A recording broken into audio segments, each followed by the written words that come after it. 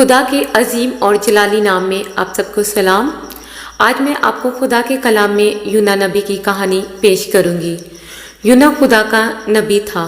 ایک دن خدا نے یونا کو کہا کہ اٹھ بڑے شہر نینوا کو جا اور اس کے خلاف منادی کر، کیونکہ ان کی شرارت میرے حضور پہنچی ہے۔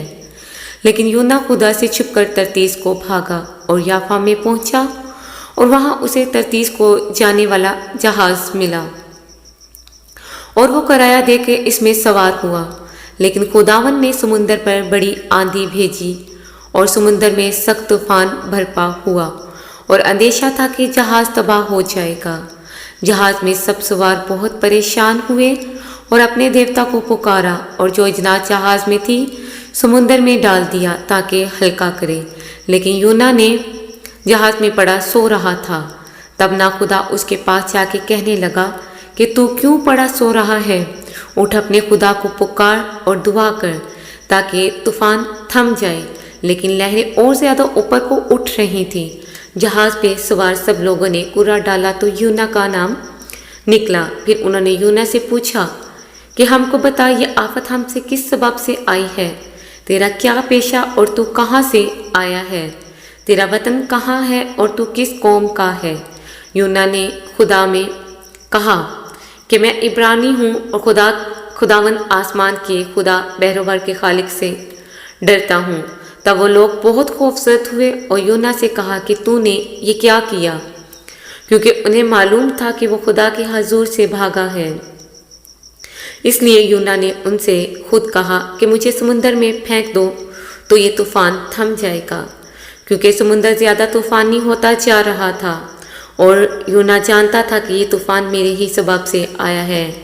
ملاحوں نے میں ڈنڈا چلانے میں بہت زیادہ محنت کی لیکن نہ پہنچ سکے۔ پھر ان لوگوں نے خدا سے گڑ گڑا کر کہا کہ اے خدا، ہم تیری منت کرتے ہیں کہ ہم اس آدمی کی جان کے سبب سے ہلاک نہ ہوں، اور تو خون ناحق کو ہماری گردن پہ نہ ڈالے، کیونکہ اے خداوند تو نے جو چاہا وہ کیا۔ انہوں نے یونا کو اٹھا کر سمندر میں پھینک دیا اور اسی وقت طوفان تھم گیا۔ تب وہ خدا سے ڈرے اور انہوں نے اس کے حضور میں قربانی گزرانی۔ لیکن خداوند نے ایک مچھلی مقرر کر رکھی تھی یونا کو نگل جانے کے لیے، اور یونا 3 دن اور 3 رات مچھلی کے منہ میں رہا۔ تب یونا نے خدا سے دعا کی کہ اے خداوند، تو نے مجھے بچا لیا، تو نے مصیبت میں میری دعا سنی۔ یونا نے کہا کہ اے خداوند، میں تیرے حضور قربانی گزرانوں گا، نجات صرف خداوند تیری طرف سے ہے۔ تب خداوند نے مچھلی کو حکم دیا اور اس نے یونا کو خشکی پر اگل دیا۔